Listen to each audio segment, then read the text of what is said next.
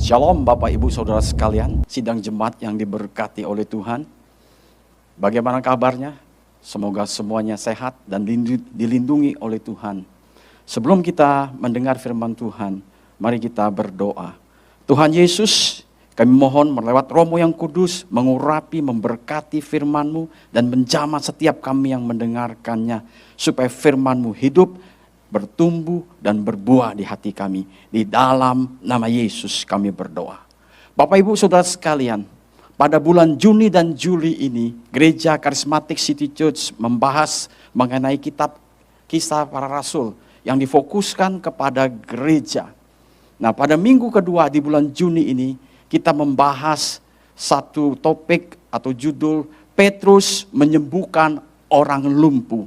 Terambil dalam Kisah Para Rasul pasal yang ketiga sampai Kisah Para Rasul pasal 4 ayat 1 sampai yang ke-22. Bapak Ibu Saudara sekalian perlu memahami bahwa peristiwa ini di mana Petrus menyembuhkan orang lumpuh terjadi setelah mereka dipenuhi oleh Roh Kudus, dibaptis oleh Roh Kudus dan diurapi oleh Roh Kudus. Dari topik bahasan kita pada saat ini, maka ada 3 hal yang ingin saya soroti. Yang pertama adalah masih berlangsungkah pekerjaan adikodrati atau karya Roh Kudus yang berupa kesembuhan ilahi, pengusiran setan, dan mujizat. Yang kedua, kita perlu menyoroti yaitu Roh Kudus berkuasa mentransformasi. Dan yang ketiga, Roh Kudus berkuasa mengubah ordinary people atau orang biasa menjadi extraordinary people atau orang yang luar biasa.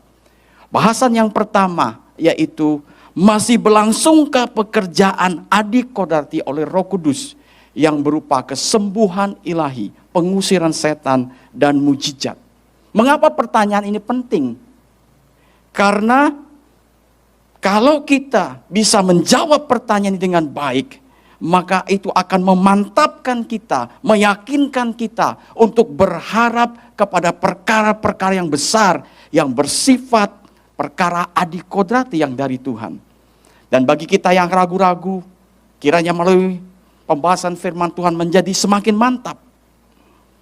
Perlu kita semua ketahui dan sadari bahwa Alkitab yang Bapak Ibu Saudara pegang, baik itu dari perjanjian lama sampai perjanjian baru, dipenuhi dengan nuansa pekerjaan Allah yang ajaib atau mujizat. Katakan saja salah satu contoh di perjanjian lama, yaitu di Keluaran pasal 16, di mana Allah memelihara bangsa Israel ketika mereka berada di padang pasir. Allah mengirimkan mana kepada mereka. Pada waktu itu kurang lebih bangsa Israel ada 3 juta lebih. Bapak Ibu Saudara bisa bayangkan kalau satu orang menerima mana, katakan saja 2 kilo. Dan dengan 3 juta orang berarti ada 6 juta. Kalau itu dijadikan ton berarti ada 60 ton. Bagaimana kalau 1 minggu berapa ton? Bagaimana kalau 1 bulan? Bagaimana kalau setahun? Alkitab mencatat Allah memelihara mereka selama 40 tahun. Bukankah ini perbuatan ajaib? Ini perbuatan Allah yang hebat dan heran. Itulah Allah Bapak Ibu Saudara dan saya. Di dalam perjanjian baru dicatat di dalam Yohanes pasal 2 ayat 1 sampai 11, di mana Yesus mengubah air menjadi anggur. Dan ini adalah peristiwa mujizat. Kenapa dikatakan mujizat? Dimanapun ketika orang ingin mengambil atau membuat wine atau jus anggur, maka mereka membutuhkan anggur. Tetapi Yesus hanya membutuhkan air, dan air itu berubah menjadi anggur. Dan ini adalah peristiwa yang ajaib, adikodrati yang dari Tuhan. Apa sih tujuan dari perbuatan Tuhan yang supranatural, mujizat ini? Tidak lain, yang pertama untuk membuktikan bahwa Ia adalah Allah. Untuk menegaskan atau memberi keyakinan kepada umat Tuhan. Dan juga merupakan peluang penginjilan.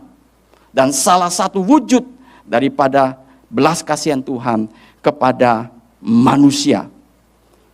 Pembuktian bahwa pekerjaan adikodrati dari Roh Kudus seperti kesembuhan ilahi, pengusiran setan dan mujizat itu masih berlangsung. Maka ada dua hal yang ingin saya pakai untuk menguji tersebut, yaitu firman Tuhan dan yang disebut dengan timeline of event. Firman Tuhan katakan di dalam Kisah Para Rasul pasal 1 ayat yang ke-8, tetapi kamu akan menerima kuasa kalau Roh Kudus turun ke atasmu, kan kamu akan menjadi saksiku di Yerusalem, di seluruh Yudea, Samaria, dan sampai ke ujung bumi. Dalam Yohanes 14 ayat 12 dikatakan, aku berkata kepadamu, sesungguhnya barang siapa percaya kepadaku, ia akan melakukan juga pekerjaan-pekerjaan yang aku lakukan.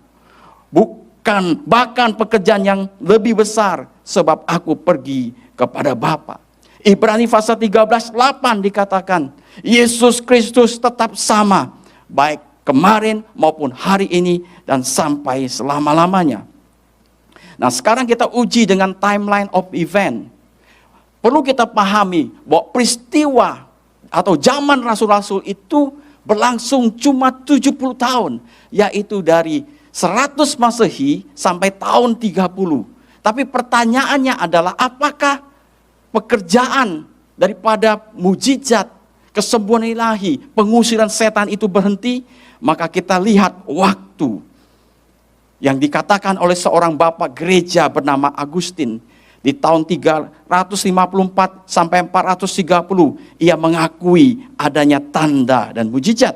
Masa reformasi dan modern oleh Martin Luther tahun 1483, 1546, dan John Wesley tahun 1703, 1791 mengakui tanda dan mujizat.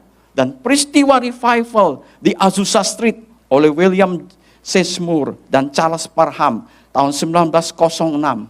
Dan kita loncat di tahun 1965, yaitu terjadi di Indonesia pada waktu itu sebelum berpisah di Timur-Timur, di daerah yang bernama Soe oleh seorang hamba Tuhan oleh Mertari. Di situ terjadi mujizat demi mujizat. Di dalam bukunya Like a Mighty Wind di halaman 40. Dari dua hal ini membuktikan bahwa Roh Kudus sampai saat ini masih berkarya dengan caranya yang ajaib. Apa yang disebut dengan kesembuhan ilahi, pengusiran setan, dan mujizat. Dan ini kabar gembira bagi kita semua.